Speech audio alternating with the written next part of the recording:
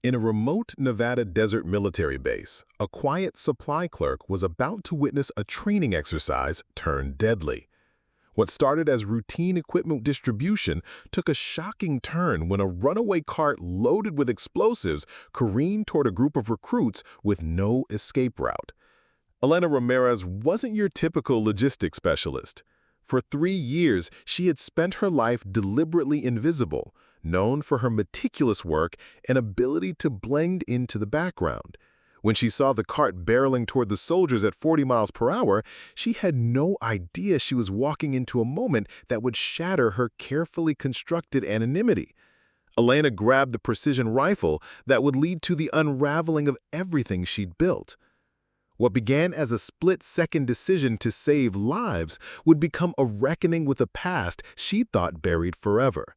The Nevada base would never be the same after discovering their humble supply clerk was the Ghost, one of the military's most lethal snipers who had vanished 3 years earlier. Before we jump back in, tell us where you're tuning in from, and if this story touches you, make sure you're subscribed because tomorrow I've saved something extra special for you. The morning sun painted the Nevada desert base in shades of amber and rust as Elena Ramirez pushed a supply cart across the cracked asphalt. Her boots made soft, scuffing sounds against the concrete, a rhythm she had perfected over 3 years of deliberate invisibility. At 28, she moved with the careful economy of someone who had learned that drawing attention could be fatal. "Ramirez!" Sergeant David Kane's voice cut through the desert air like a blade. "Pick up the pace. My recruits don't have all day to wait for their gear." Elena didn't flinch. She had heard worse from better men. "Yes, Sergeant," her voice carrying just enough respect to avoid confrontation, but not enough enthusiasm to invite conversation.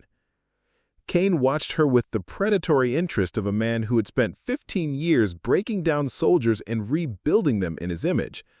Elena's small frame, barely 5'4", and her habit of keeping her eyes downcast made her an easy target for his particular brand of motivation. "Look at this one," Kane announced to the cluster of recruits gathered around the supply depot. 3 years on base, and Ramirez here still acts like she's afraid of her own shadow. What do you think, Lee? Should we put her in charge of anything more dangerous than counting socks? Private Jordan Lee, 19 and still soft around the edges despite 2 months of basic training, shifted uncomfortably. Elena had helped him inventory ammunition the week before, her hands moving with surprising precision as she counted rounds and checked serial numbers. There had been something about the way she handled the equipment, not fearful, but respectful in a way that suggested real understanding. "I think Ramirez does good work, Sergeant," Jordan said quietly. "Good work, son. Good work in the Army means being ready to fight. When was the last time anyone saw our supply clerk do anything that required backbone?" Elena continued unloading crates, her movements steady and methodical. But Jordan noticed something others missed, the way her eyes tracked the wind patterns across the desert, how she unconsciously positioned herself with clear sight lines to all approaches. When a recruit carelessly swung a rifle muzzle in her direction while cleaning, Elena had stepped aside before the motion was complete, as if she anticipated it. "Equipment for the morning drill. Ammunition count is verified. Safety equipment inspected." Kane picked up a rifle from the crate and examined it with exaggerated care. "Least our gear won't let us down, unlike some people I could mention." He fixed Elena with a stare designed to provoke a reaction. "Tell me, Elena, exactly what did you do before you decided to hide behind supply requisitions?" For just a moment, something flickered in Elena's dark eyes, a shadow that suggested depths Kane couldn't fathom. Then it was gone, replaced by the same careful neutrality she wore like armor. "Administrative work, Sergeant. Nothing that would interest you." As the recruits dispersed to collect their gear, Jordan lingered near the supply depot. Elena was already reorganizing the remaining equipment, her hands moving with the kind of precision that came from years of practice. "Don't let Kane get to you," Jordan said quietly. "He's like that with everyone." Elena paused. A slight smile touched the corners of her mouth. "He's doing his job, Jordan, making sure you're all ready for what's out there." But it's not fair how he— Fair? Elena's voice remained gentle, but something in her tone made Jordan look at her more carefully. This isn't about fair. It's about keeping you alive when it matters. As she spoke, Elena's fingers unconsciously traced the outline of something beneath her sleeve, a small, worn patch barely visible at her wrist. Jordan caught a glimpse of interlocking rings, faded and nearly illegible, before Elena pulled her sleeve down. That afternoon, Elena returned to her small quarters in the administrative section of the base. The room was Spartan: regulation furniture, a few books, and a single photograph of mountains that could have been taken anywhere. She sat on the edge of her narrow bed and opened a locked box hidden beneath loose floorboards. Inside were items from another life, a medal she would never wear, dog tags with a name that wasn't Elena Ramirez, and newspaper clippings about operations that officially never happened. At the bottom, wrapped in black cloth, lay a scope, military-grade, custom-calibrated, with scratch marks that told stories she tried not to remember. Elena touched the scope once, then closed the box and returned it to its hiding place. Outside her window, the desert stretched endlessly toward horizons that held too many secrets. The morning of the live-fire exercise dawned clear and merciless. Heat mirages already danced across the desert floor at 0700 hours, and the recruits gathered at the range with the nervous energy of soldiers about to handle real ammunition for the first time. Elena arrived early, as always, to ensure the equipment was properly distributed. She moved between the supply tables with quiet efficiency, checking ammunition counts and verifying safety gear. Kane supervised with his usual intensity, barking corrections at recruits who handled their rifles with less than perfect form. "Remember, maggots," Kane announced, his voice carrying across the range. "This isn't paintball anymore. One mistake out here, and you'll be explaining to someone's mother why their kid isn't coming home." Jordan stood in the second firing line, his M4 carbine held with the careful respect of someone still learning to trust his own reflexes. Elena noticed his slightly off-balance stance and the way his breathing remained irregular, signs of a soldier still fighting his nerves rather than channeling them. The first phase of the exercise proceeded smoothly. Pop-up targets emerged from concealed positions across the range, while recruits engaged with controlled bursts. Elena observed from her position near the ammunition resupply table, her eyes tracking not just the shooters, but the wind patterns, the angle of morning light, and the behavior of equipment under stress. It was during the second phase, when targets began moving laterally across the range, that everything went wrong. A mechanical failure in the target system sent a heavily laden equipment cart careening down a maintenance road that intersected the live-fire zone. The cart, loaded with explosives for demolition training, had broken free from its remote control system and was accelerating toward a cluster of recruits who'd moved forward to engage closer targets. "Runaway cart!" someone shouted. "Clear the range!" Kane's voice boomed across the chaos. "Cease fire! Cease fire! Everyone back!" But the cart was moving too fast, and several recruits, including Jordan, were caught in advanced positions with no clear path to safety. The cart's trajectory would bring it directly through their location in less than 30 seconds. Kane reached for his radio to call for the range safety officer, but Elena was already moving. She sprinted toward the instructor's platform where a precision rifle lay beside Kane's position, a weapon intended for demonstration purposes, loaded with match-grade ammunition. "Ramirez, what the hell?" Elena didn't answer. She shouldered the rifle with movements so fluid they seemed choreographed, dropping into a supported prone position behind the sandbags.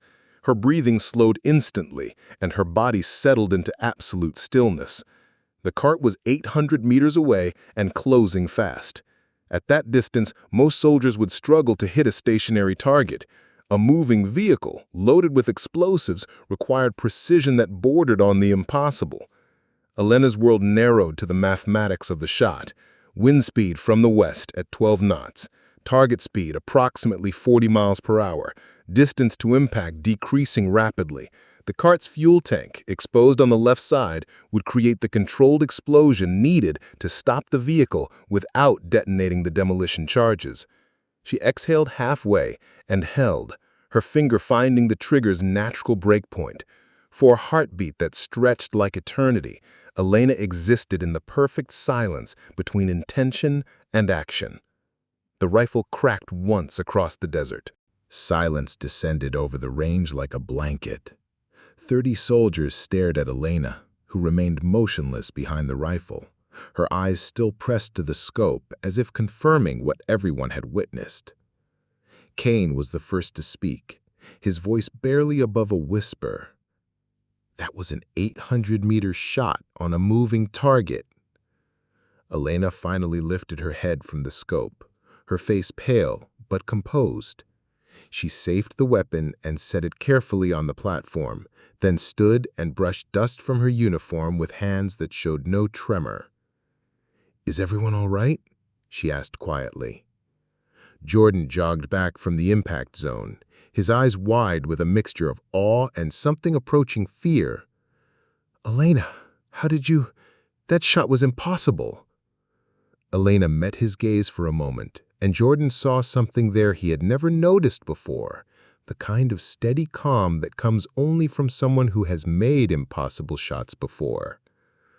"Just training," Elena said, but her voice carried a weight that suggested the training had cost more than anyone could guess.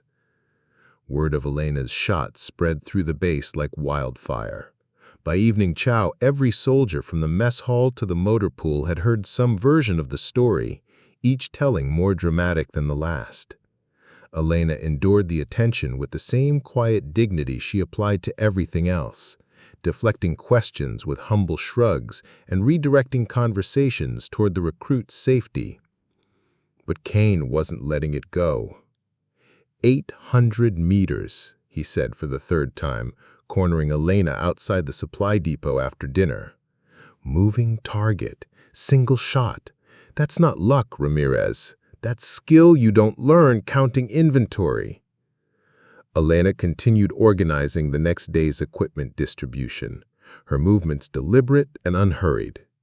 "Sometimes training pays off, Sergeant. Isn't that what you're always telling the recruits?" "What training?" Kane's voice carried an edge of frustration mixed with something that might have been suspicion. "Your file says administrative background. Where exactly does an admin clerk learn to shoot like Annie Oakley?" "I grew up hunting," Elena replied without looking up from her clipboard. "My father taught me to respect firearms." Kane studied her profile, searching for tells that might reveal the truth. Elena's face remained neutral, but something about her posture, the way she held herself ready to move in any direction, reminded him of combat veterans he had known. Veterans with stories they didn't share. "Your father must have been hell of a teacher," Kane said finally. Before Elena could respond, Jordan appeared in the depot doorway, still carrying the wide-eyed expression he'd worn since the morning's incident. "Elena? Specialist Ramirez, could I ask you something?" Kane looked between them, his jaw working as if he were chewing something unpleasant. "I'll be watching you, Ramirez. Something doesn't add up, and I always figure out what doesn't add up." After Kane left, Jordan approached Elena's workstation with the careful movements of someone navigating unfamiliar territory. "That shot this morning, I've been thinking about it all day. The angle, the distance, the wind. Elena, I've seen competition shooters who couldn't have made that shot." Elena set down her clipboard and gave Jordan her full attention. In the harsh fluorescent lighting of the depot, her dark eyes seemed to hold depths that hadn't been there before. Or perhaps Jordan was simply seeing them for the first time. "Sometimes we surprise ourselves under pressure," she said gently. "You'll find that out soon enough." "But you didn't look surprised. You looked like you'd done it before." A shadow crossed Elena's face so quickly that Jordan almost missed it. When she spoke again, her voice carried a weight that seemed to age her beyond her years. "Jordan, there are things in people's past that they leave behind for good reasons. Sometimes the kindest thing you can do is let them stay buried." Before Jordan could respond, a voice cut through the evening air from the depot entrance.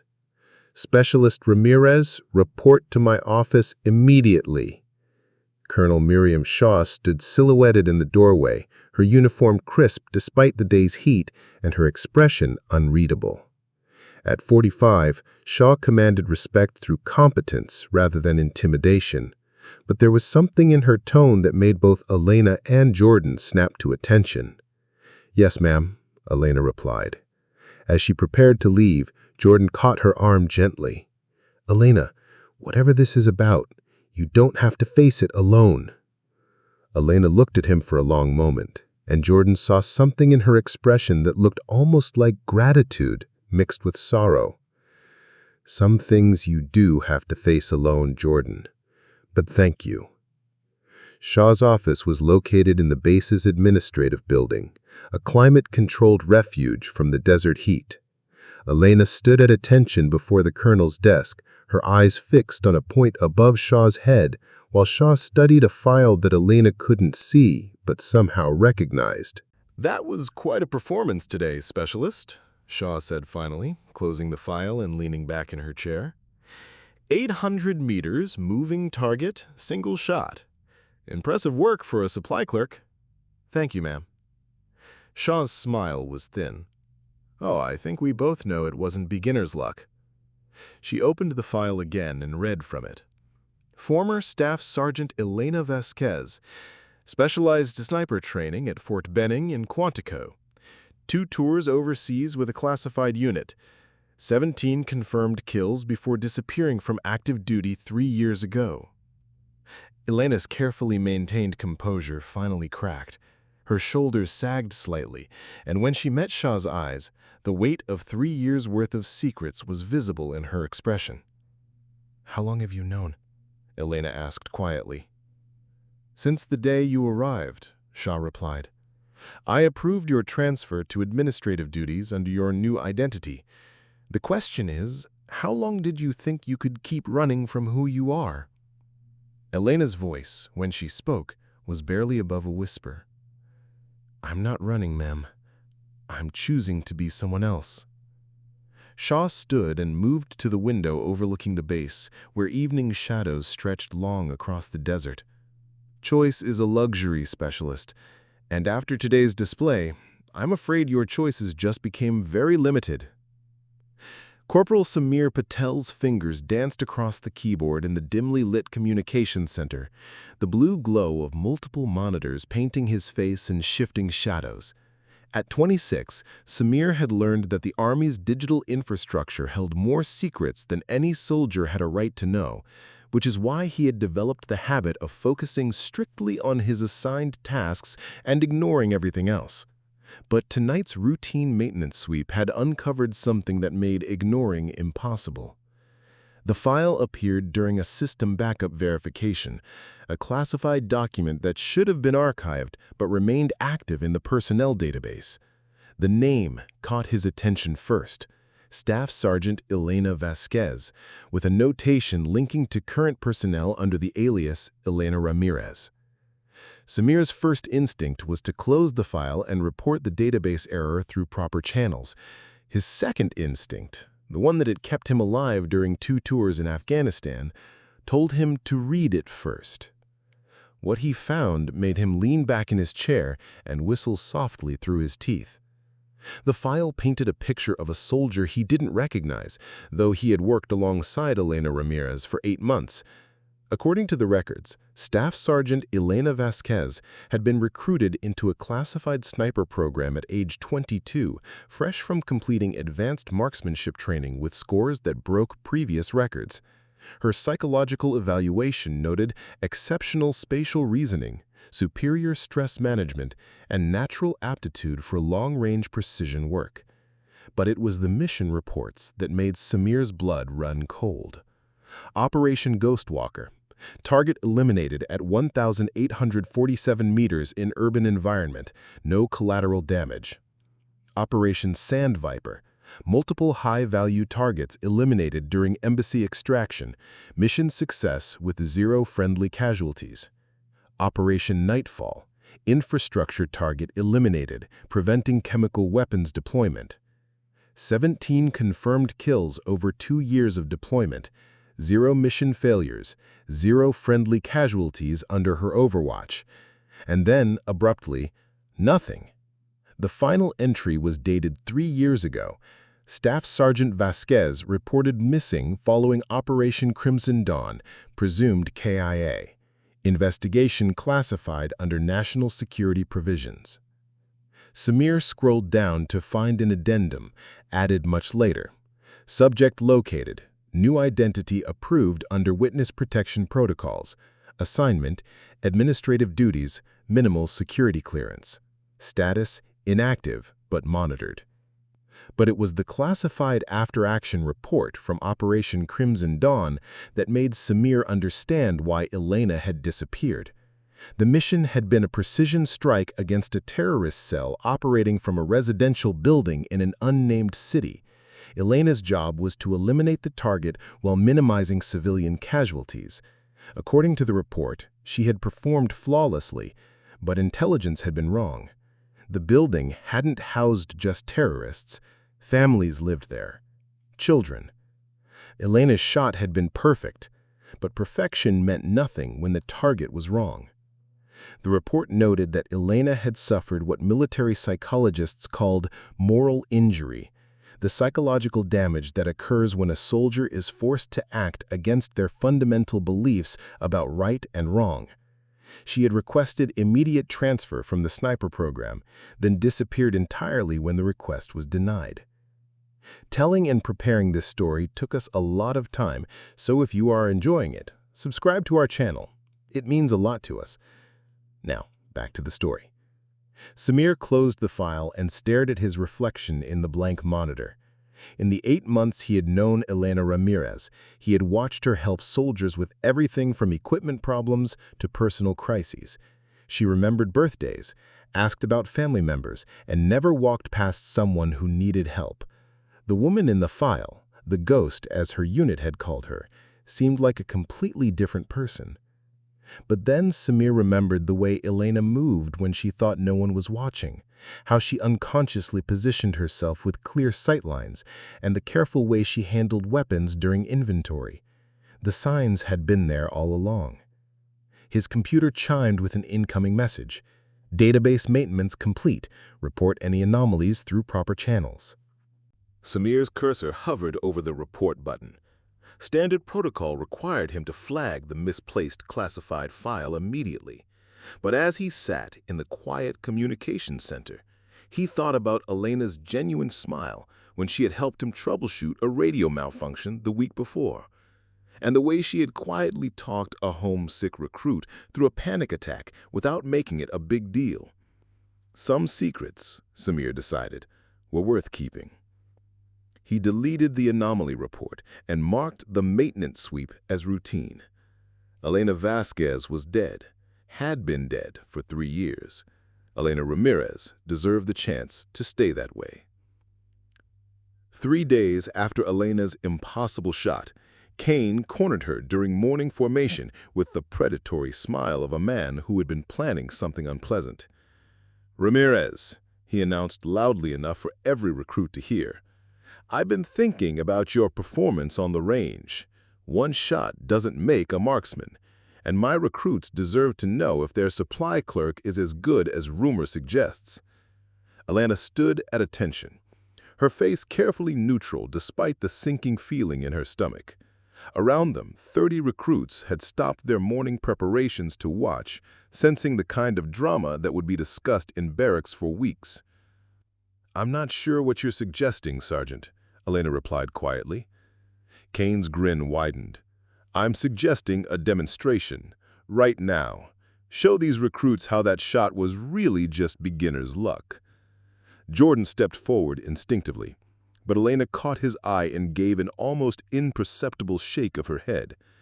This was Kane's game, and she would have to play by his rules. "What kind of demonstration, Sergeant?" Kane gestured toward the range, where morning mist still clung to the distant targets. "Standard qualification course, 500 meters, stationary targets, nothing fancy." He paused for effect. "But you'll use this." From behind his back, Kane produced a rifle that looked like it had survived multiple wars. The stock was cracked and reinforced with electrical tape. The barrel showed signs of corrosion, and the scope was visibly canted to one side. It was the kind of weapon that would normally be condemned as unsafe for training use. "This rifle was scheduled for disposal," Kane explained to the gathered recruits, "but I thought it might be perfect for our demonstration. After all, a truly skilled marksman should be able to compensate for equipment deficiencies." Elena accepted the weapon without comment, her hands automatically checking the chamber and examining the bolt. The rifle was functional, but barely. The kind of challenge that would humble most shooters and justify Kane's assessment of her range performance as lucky. But as Elena's fingers traced the weapon's familiar contours, something shifted in her posture. The careful anonymity that had protected her for 3 years began to crack, revealing glimpses of the soldier beneath. "Targets?" she asked quietly. Kane pointed to a series of metal silhouettes at 500 meters. 5 shots, 5 targets. Standard time limit." He glanced around at the watching recruits. "Unless you'd prefer to admit that your range performance was a fluke." Elena looked at the targets, then at Kane, then at the faces of recruits who had begun to look at her with something approaching respect. Jordan's expression was worried, but trusting.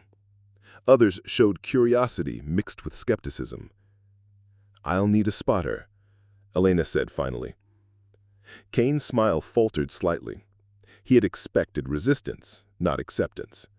"Fine. Lee can spot for you." Jordan stepped to Elena's side as she settled into a prone position behind the firing line. The damaged rifle felt alien in her hands after years of precise equipment. But her body remembered the fundamentals: breathing, natural point of aim, trigger control. "Targets are steel silhouettes at 500 meters, Jordan said quietly, settling beside her with binoculars.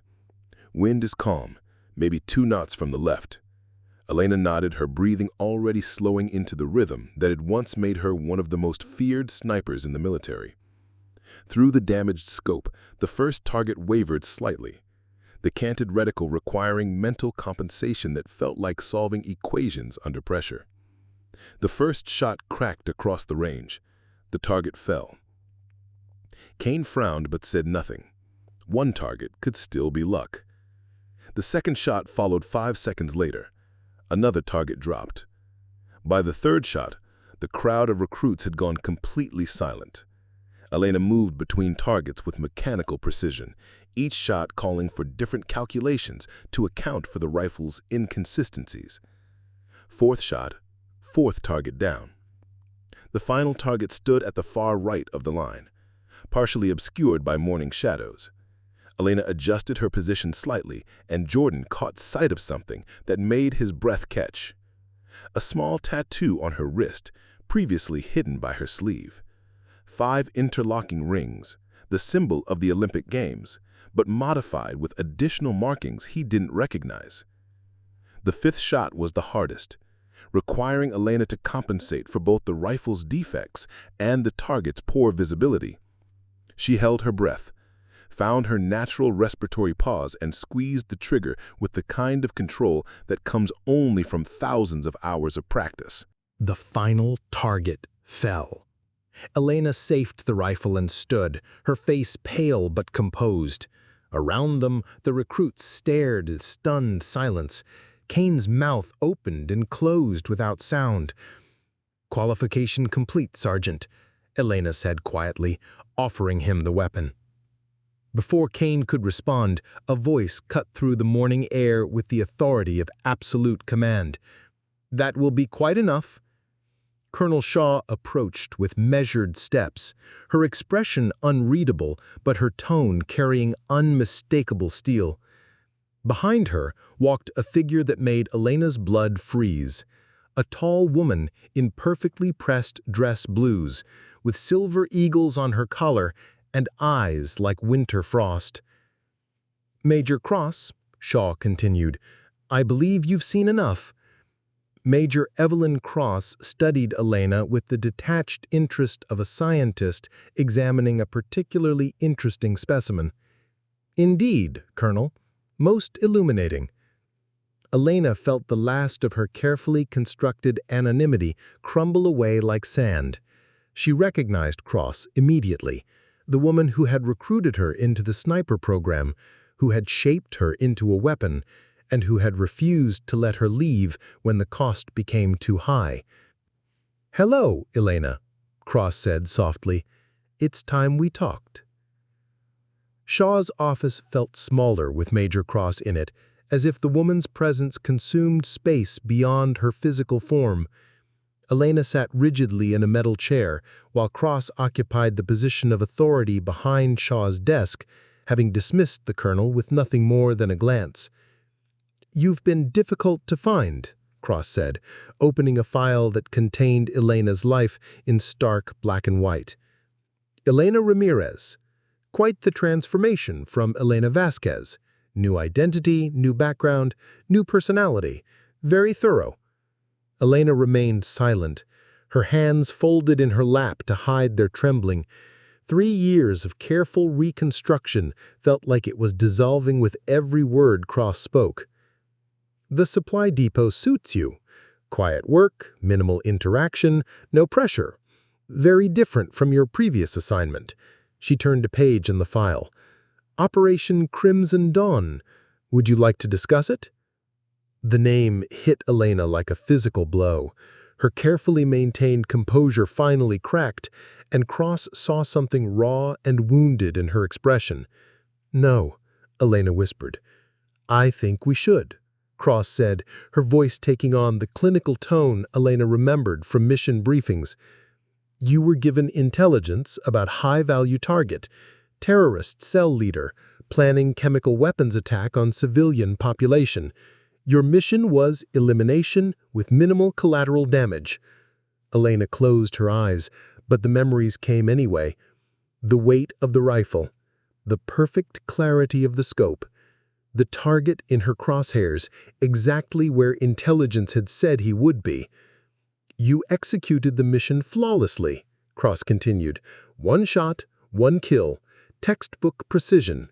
"Stop," Elena said, her voice stronger now but edged with pain. "But intelligence was compromised," Cross said relentlessly. "The target was using a civilian family as cover. Your bullet passed through him and struck a 7-year-old girl who was sleeping in the next room." Elena's hands clenched into fists. "I said stop." Cross leaned forward, her eyes never leaving Elena's face. "You didn't know. There was no way you could have known. The intelligence failure wasn't your fault.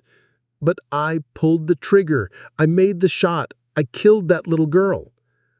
"You completed your mission according to the intelligence provided," Cross corrected. "You saved hundreds of lives by preventing a chemical weapons attack."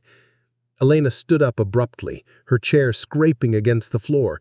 Don't try to make it acceptable. I see her face every night. I hear her parents screaming. Nothing justifies what I did." Cross watched Elena's breakdown with the dispassionate interest of someone studying a psychological case study. "Your guilt is understandable, but misplaced. You were a weapon pointed by others. The responsibility lies with those who provided faulty intelligence."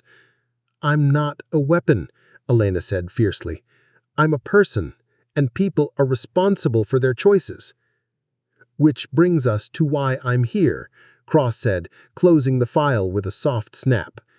"Your choices have run out, Elena. Your performance today, the range incident 3 days ago, you can't hide what you are anymore." "I'm not hiding. I'm choosing to be someone else." Cross stood and moved to the window, her silhouette sharp against the desert light. "The program that trained you is being reactivated. Global tensions are escalating, and we need operators with your particular skills. You're being recalled to active duty." "No," Elena said immediately. "I'm done with that life. I won't be your sniper anymore." Cross turned back to her, and for the first time, Elena saw something that might have been sympathy in her expression. "Do you think you have a choice in this matter?" "Everyone has choices," Elena replied, but her voice carried less conviction than her words. "Not you," Cross said quietly. "Not anymore. Your civilian identity is already compromised. Sergeant Kane is asking questions. Other soldiers witnessed your marksmanship display. How long do you think it will be before someone connects Elena Ramirez to Elena Vasquez?" Elena felt the last of her hope crumbling. 3 years of careful construction, destroyed by a single moment of instinct. "I can disappear again," she said desperately. "New identity, new location. I've done it before." Cross smiled, but there was no warmth in it. "And spend the rest of your life running? Always looking over your shoulder? Never forming real connections? Never allowing yourself to care about anyone?" She gestured toward the window, where recruits could be seen training in the distance. "Never helping young soldiers like Private Lee, who clearly looks up to you?" The mention of Jordan made Elena's chest tighten. She thought of his earnest questions, his trust, the way he had defended her to Kane. The idea of abandoning him felt like another betrayal. "You have a gift, Elena. A skill that can save lives and serve your country. You can't run from what you are forever." Elena looked at her hands, steady hands that had once been among the most precise in the world, now occupied with counting supplies and helping lost recruits. "What if I refuse?" Cross's expression hardened. "Then I'll make sure your real identity becomes public knowledge. Elena Vasquez, the ghost. America's hidden assassin. How do you think the media would handle that story? How do you think the families of your targets would react?" The threat hung in the air between them like a loaded weapon. Elena understood the implication clearly. Her choice wasn't between serving and hiding, but between serving and destruction. "You're asking me to become a killer again. I'm asking you to be what you've always been. The only difference is whether you do it willingly or after I've destroyed everything you've built here." Elena stared out the window at the recruits training in the desert heat, knowing that one way or another, Elena Ramirez was about to cease to exist. That evening, Elena found herself in the mess hall, picking at a tray of food she couldn't taste, while conversations buzzed around her like white noise. Word of her marksmanship demonstration had spread through the base, transforming her from invisible supply clerk to subject of intense speculation. Kane approached her table with uncharacteristic hesitation, his usual aggressive confidence replaced with something that looked almost like uncertainty. "Mind if I sit?" he asked. Elena gestured to the empty chair across from her, wondering what new confrontation awaited. Kane settled his bulk into the chair and studied her for a long moment. "I owe you an apology," he said finally. Elena looked up in surprise. In 3 years of enduring Kane's verbal abuse, she had never heard him apologize to anyone. "You don't owe me anything, Sergeant." "Yeah, I do," he replied gruffly. "I spent months thinking you were weak, calling you dead weight. Turns out I was the one who didn't know what the hell I was looking at." Elena pushed food around her plate, uncomfortable with the conversation's direction. "What you saw today doesn't change anything. I'm still just a supply clerk." Kane snorted.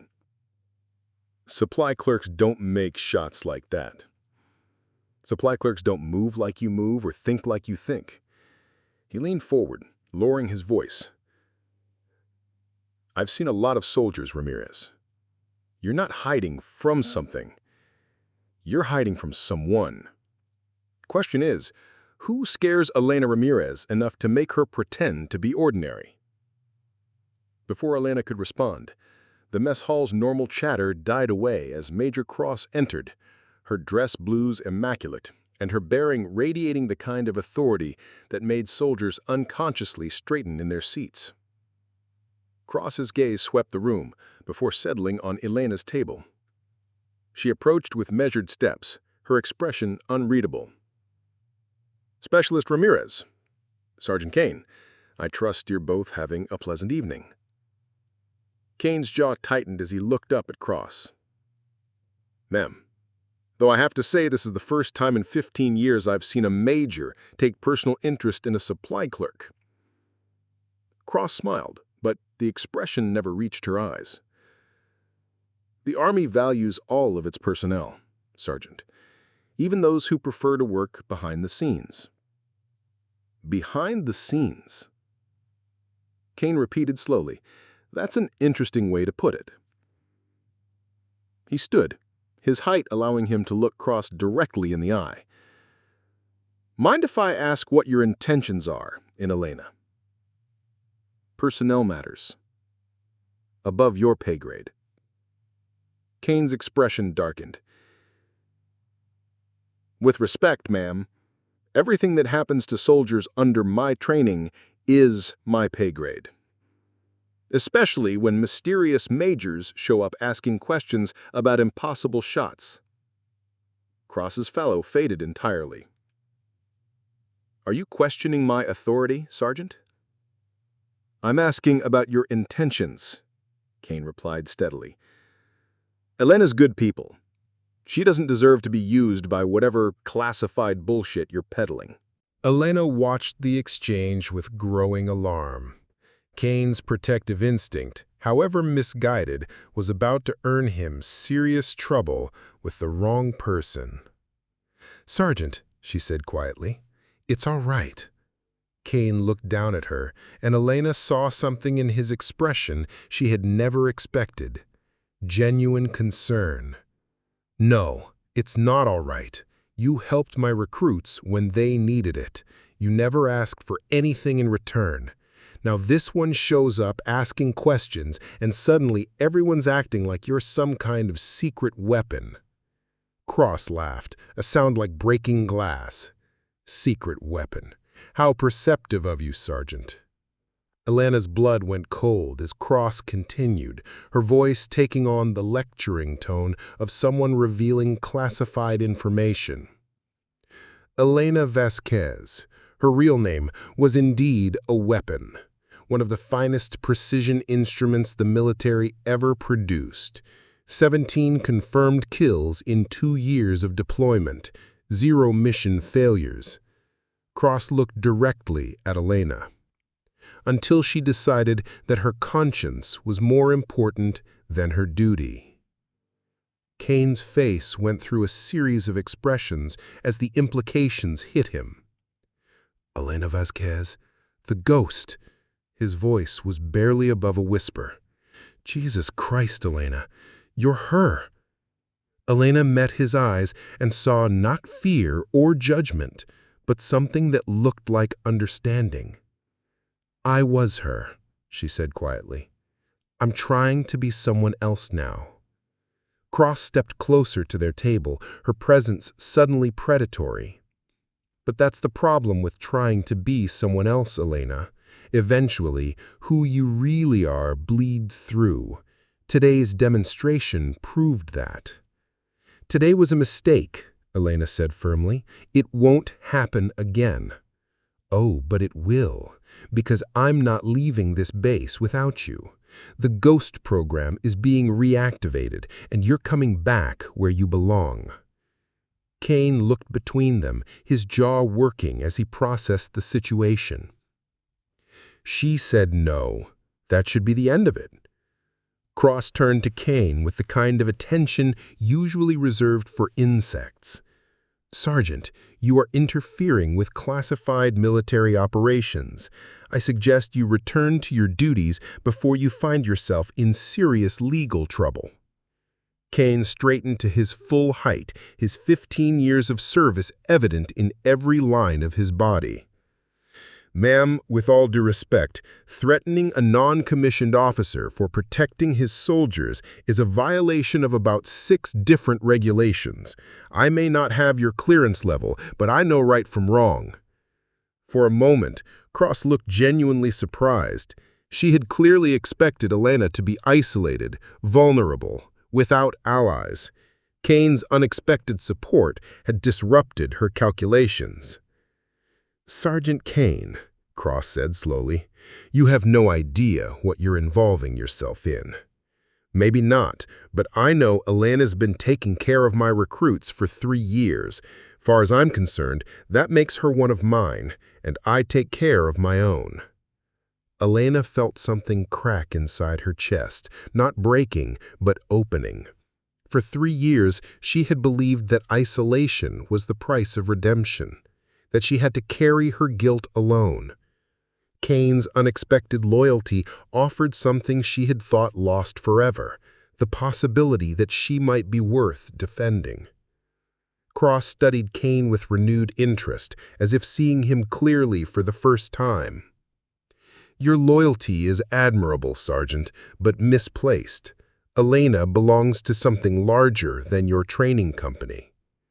"Elena belongs to herself," Kane said firmly, "and until she decides otherwise, anyone who wants to take her somewhere she doesn't want to go has to go through me."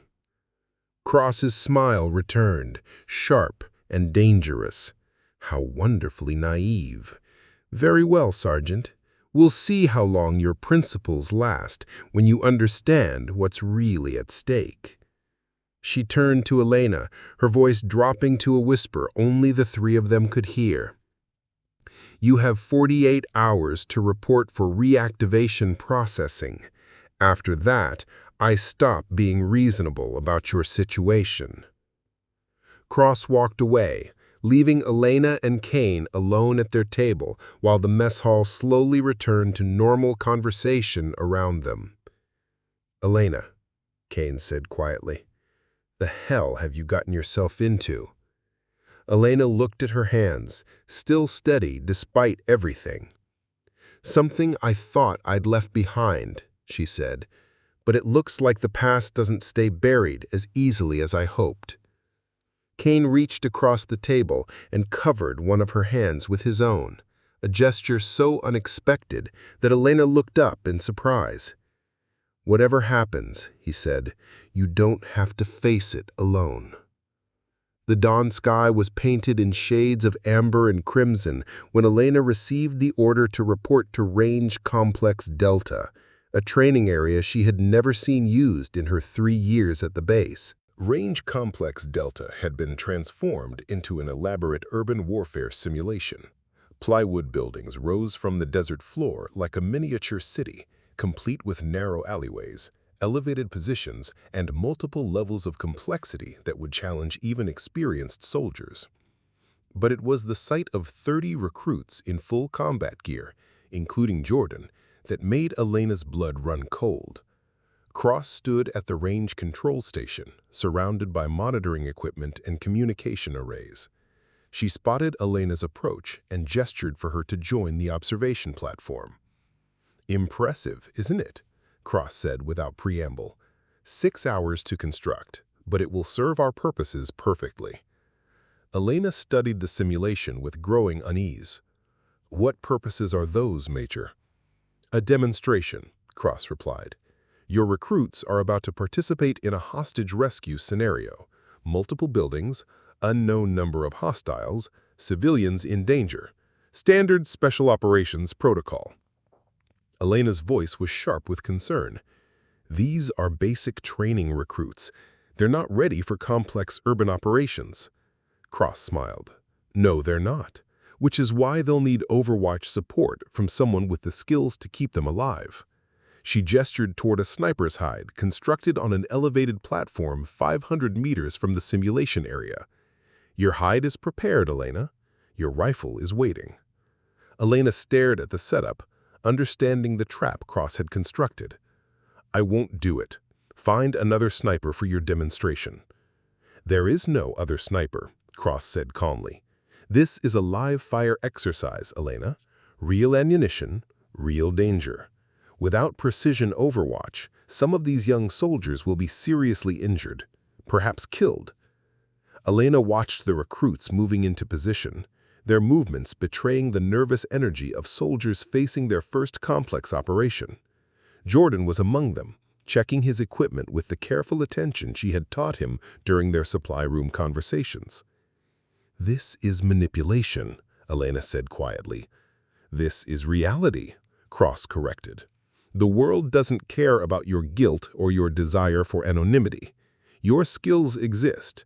The question is whether you'll use them to protect people who matter to you or let your self-indulgence cost lives." Elena closed her eyes, feeling the weight of an impossible choice. "If I do this, it doesn't mean I'm coming back to your program." "One step at a time, Elena. Right now, 30 young soldiers need someone to watch over them. You're the only one here capable of that level of precision." Against every instinct screaming at her to walk away, Elena found herself moving toward the sniper's hide. The rifle waiting for her was a precision instrument, military-grade, perfectly calibrated, equipped with optics that turned distant targets into intimate details. As Elena settled into the hide, her body remembered the familiar geometry of the sniper's craft: breathing control, natural point of aim, the mathematical poetry of ballistics and environmental factors. For 3 years she had suppressed these instincts. Now they returned with terrifying clarity. Through her scope, Elena watched the recruits begin their approach to the simulation buildings. Their movements were tentative but disciplined, Kane's training evident in their formations and communication protocols. She could hear their radio chatter through the monitoring equipment, Jordan's voice steady despite the situation's complexity. "Bravo team, movement to your left," Elena found herself whispering into her throat microphone, her instincts taking over despite her reservations. "2 hostiles, 2nd floor window." The training scenario unfolded with brutal realism. Pop-up targets appeared without warning, forcing split-second decisions between hostile and civilian silhouettes. The recruits moved through the urban maze with growing confidence, but Elena could see dangers they missed, angles that exposed them to simulated sniper fire, blind corners that could hide threats. "Jordan, stop," Elena commanded as she watched him approach a doorway. Through her scope, she could see a pressure plate that would trigger a simulated explosive device. "Explosive device at your 11 o'clock. Mark it and find another entry point." Jordan froze, then carefully backed away from the doorway. "Copy, Overwatch. Thank you." The exercise continued for 40 minutes, Elena's voice guiding the recruits through increasingly complex scenarios. Her precision fire eliminated threats they couldn't see. Her tactical awareness filled gaps in their situational knowledge. Despite her emotional resistance, she found herself completely absorbed in keeping them safe. But it was during the final phase of the exercise that Cross revealed the true nature of her test. "Elena," Cross's voice came through her earpiece. "Final scenario. Building 3 contains multiple hostages guarded by a sniper. The target has a clear shot at 3 of your recruits. You have 1 opportunity for elimination before he fires." The range was 847 meters. Wind was variable, gusting from multiple directions. The target was moving slightly, making minute adjustments to his own scope.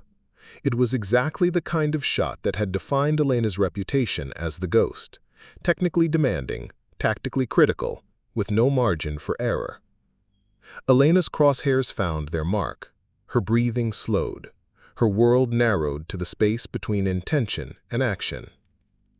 But as her finger found the trigger's pressure point, Elena's vision filled not with the current target, but with the memory of another scope, another shot, another moment when she had pulled the trigger believing she was saving lives.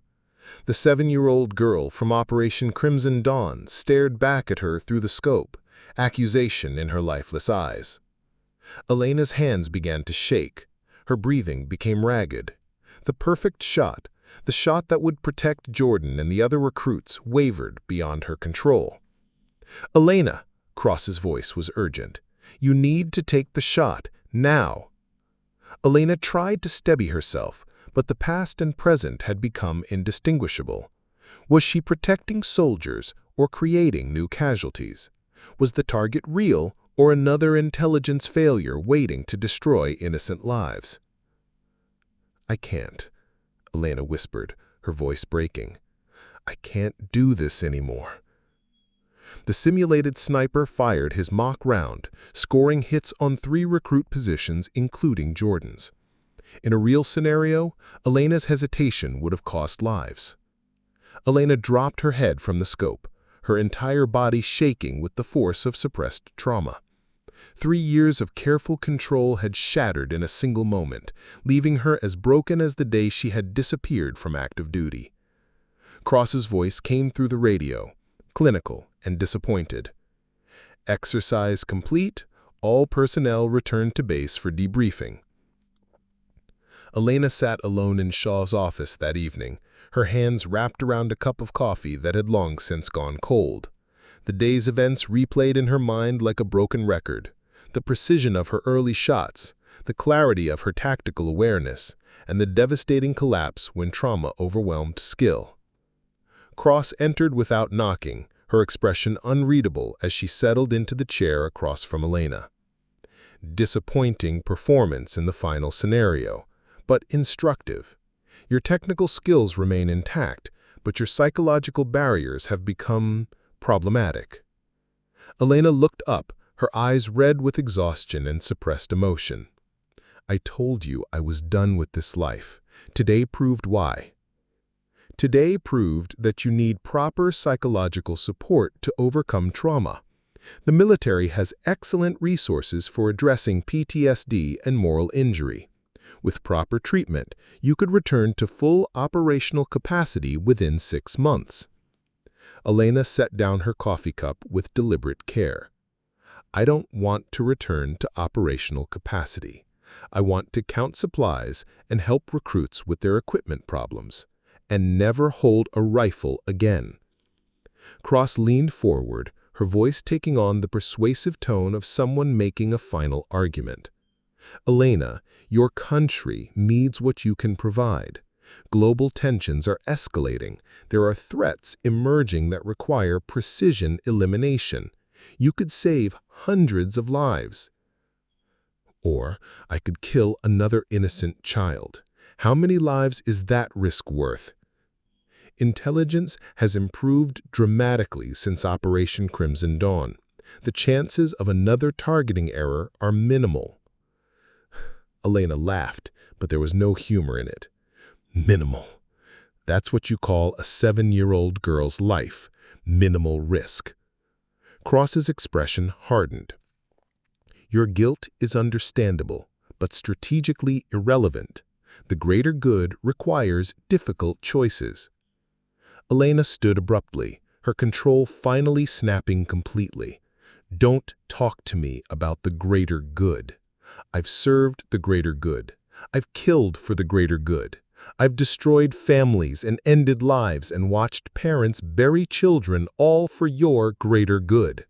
Her voice rose with each word. And I'm done. I am done being your weapon. Cross remained seated, her composure unshaken by Elena's outburst. You think you have a choice in this matter? Everyone has choices, Elena said fiercely. That's what makes us human instead of machines. Very well, Cross said, standing with predatory grace. Let me clarify your choices for you. She pulled out her phone and scrolled to a prepared document. Tomorrow morning, every major news network will receive a comprehensive file on Elena Vasquez, also known as the Ghost. 17 confirmed kills, the Army's most lethal sniper hidden in plain sight as a supply clerk. Elena felt the blood drain from her face. You wouldn't. The story will write itself, Cross continued relentlessly. America's secret assassin, living among unsuspecting soldiers. The families of your targets will be interviewed. They'll demand justice. You'll become the most hunted person in the country. Elena sank back into her chair, overwhelmed by the scope of Cross's threat. You're talking about destroying my life. I'm talking about revealing who you really are. Unless, of course, you prefer to return to the program voluntarily, in which case Elena Ramirez can continue her quiet existence indefinitely. Before Elena could respond, the office door opened without ceremony. Kane entered, followed closely by Jordan and, to Elena's surprise, Samir Patel. All three men were expressions of grim determination. "Sorry to interrupt," Kane said, not sounding sorry at all, "but we couldn't help overhearing your conversation." Cross turned to face them, her eyes narrowing with irritation. "This is a private meeting. You have no authority to be here." "Actually," Samir said quietly, stepping forward with a tablet in his hands, "I think we do." He looked at Elena with an expression of apology mixed with resolve. "I'm sorry, Elena. I've known about your file for a week. I should have told you." Elena stared at him in shock. "You knew?" "Database maintenance turned up your classified record. I chose not to report it because I believed you deserved the chance to stay Elena Ramirez." He turned to Cross, his voice taking on an edge Elena had never heard before, but threatening to destroy her life crosses a line. Cross's confident facade finally showed cracks. "Corporal, you are interfering with classified operations. The consequences will be handled through proper channels."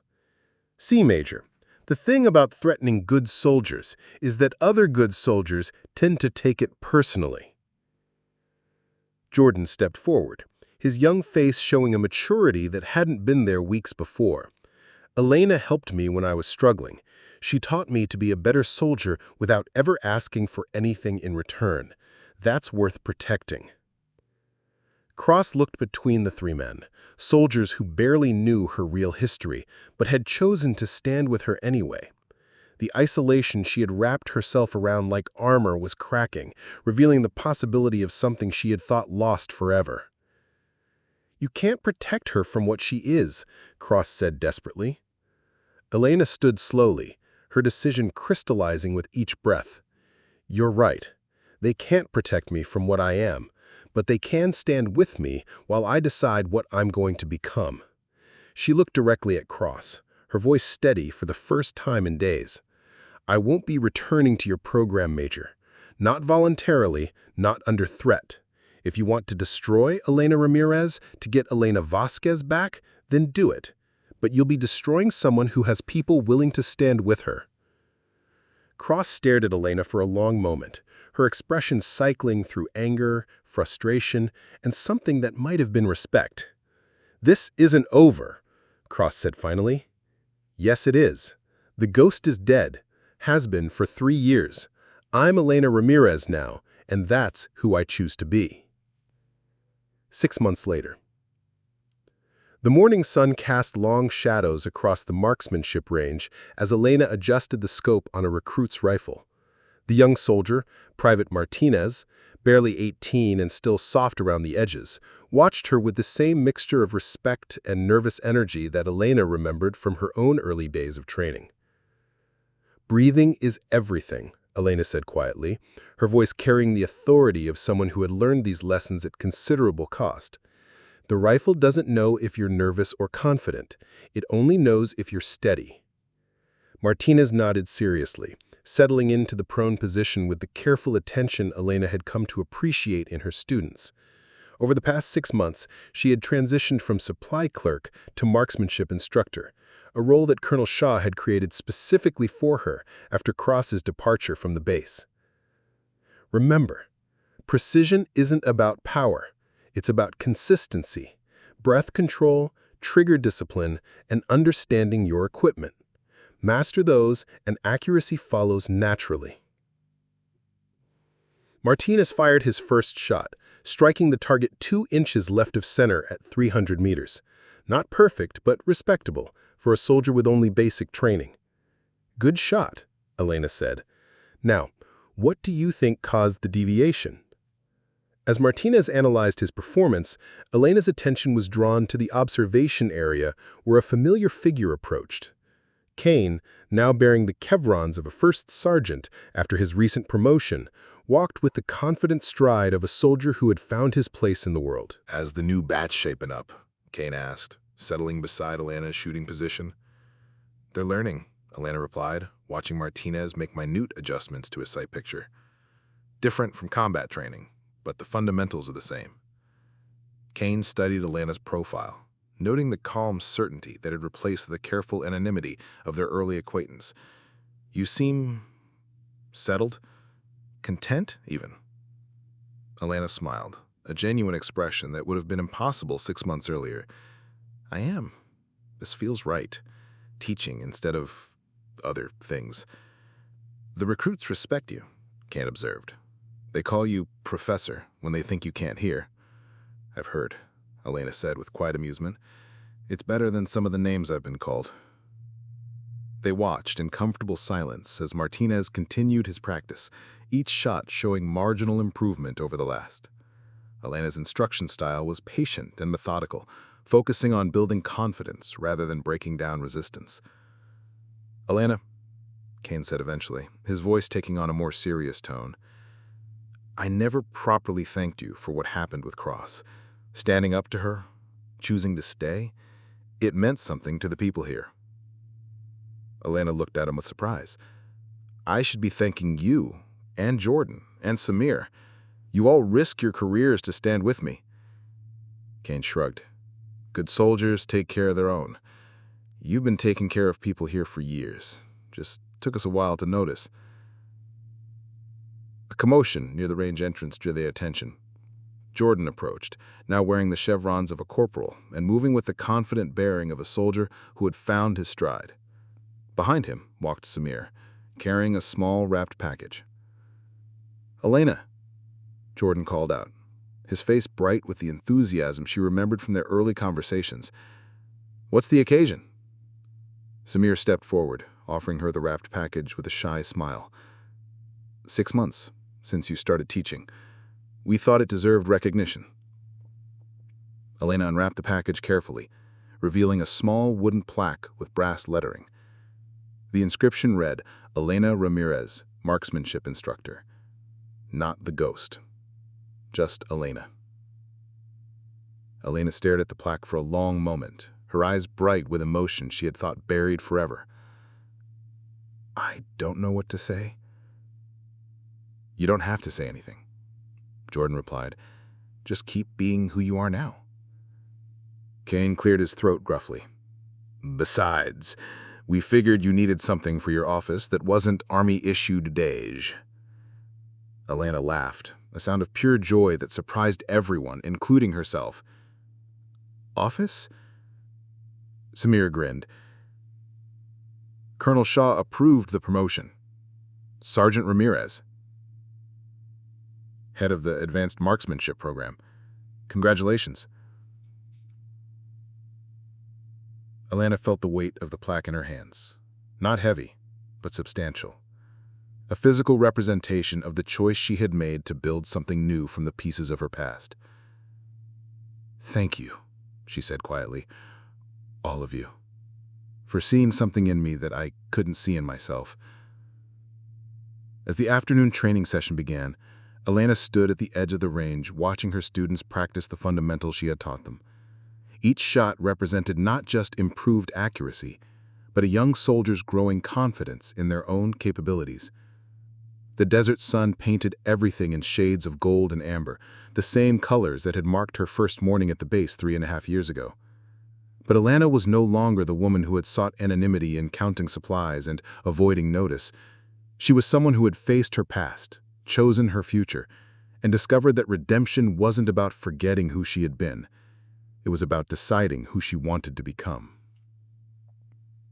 Martinez approached, his rifle secured and his face glowing with pride. Sergeant Ramirez, I just shot a perfect group at 400 meters. Elena smiled, checking his target through her binoculars. Outstanding work, Private. Ready to try 500? Elena nodded, watching her students with the satisfaction of someone who had found their true calling. That's the idea, ma'am. One shot at a time. Shaw smiled at the pun, then grew more serious. Any regrets about your choice? Elena considered the question as she watched Martinez settle into his firing position, his movements now fluid and confident where they had once been hesitant. She thought about the woman she had been, the ghost, precise and lethal, and ultimately broken by the weight of what she had been asked to do. Then she thought about the woman she was now, the teacher, a mentor, someone who built up rather than tore down. "No regrets," Elena said finally. "The ghost was who I needed to be then. Elena Ramirez is who I choose to be now."